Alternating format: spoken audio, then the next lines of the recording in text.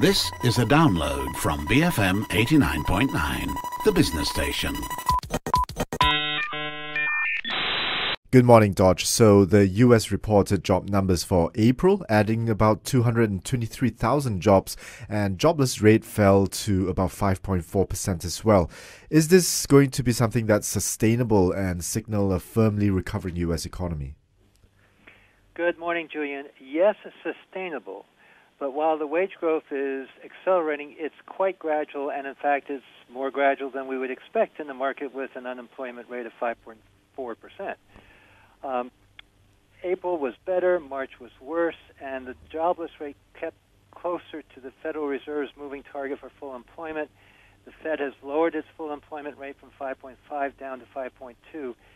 We see unemployment slipping further to 5.1% by the end of this year as more long-time unemployed find steady work.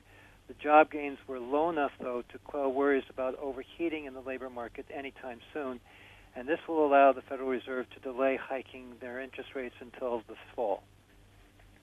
Now, also what was being said by commentators is that wage growth is still not as strong as hoped for. What do you see going forward as far as this is concerned? Well, I agree. There's still unfinished business in wage growth, also in the making sure everybody who wants to get back in the labor force can do so, and that's what we're seeing in the unemployment. Some of the headwinds holding back the U.S. will probably fade and give way to moderate growth.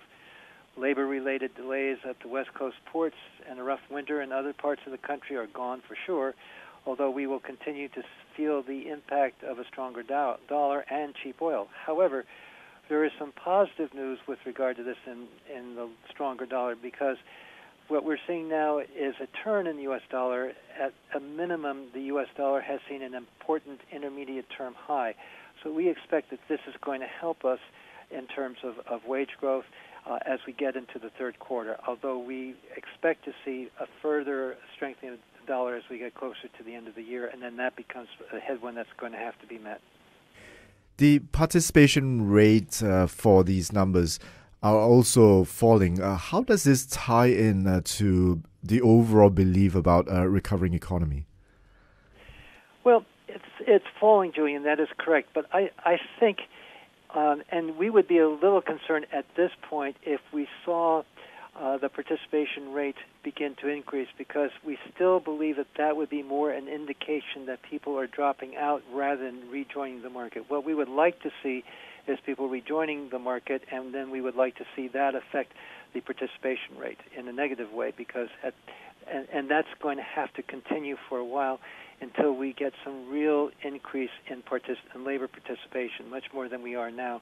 We expect to start to see that and to see positive reaction to the numbers probably around October as we get closer to the end of the year. But now the parts that we're seeing that are really hopeful in terms of consumer sentiment, therefore consumer buying, an increase in revenues, and therefore an increase in companies beginning to hire more.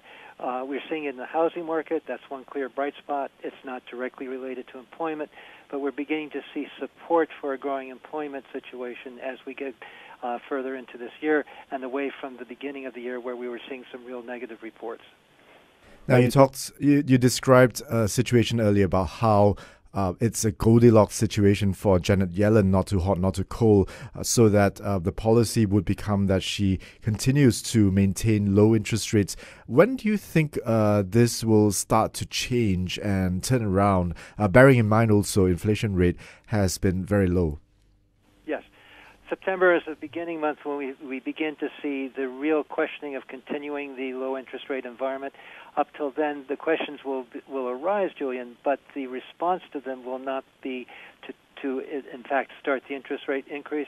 We do see that the pressure is going to, and this will be positive Julian, in terms of the market. When it starts to happen, the market will undergo a transition, and there will be a pullback in the market. Perhaps that will be the cause for the real pullback that a long-term bull market is expecting. But in terms of the actual economy, we suspect that there will be a gradual improvement in the economy. It will continue. The wage rates will start to increase a little bit further, a little bit more aggressively.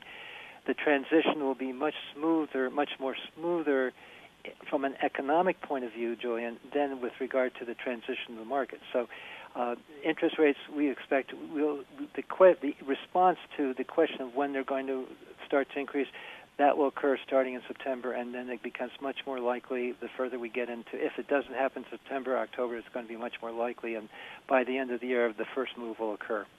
And what's your GDP growth forecast for the United States for this year? Well, surging imports in March are likely to pull the first quarter GDP down into negative territory from the earlier estimate of 0.2%.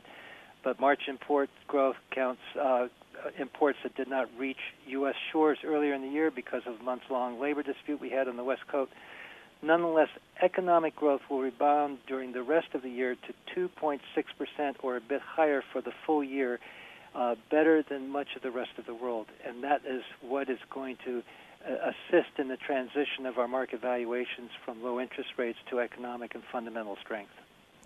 Now, moving over to the UK, David Cameron's Conservative Party's big win will have some effects probably beyond the UK as well, because he did promise a referendum on whether the UK should stay or leave the EU.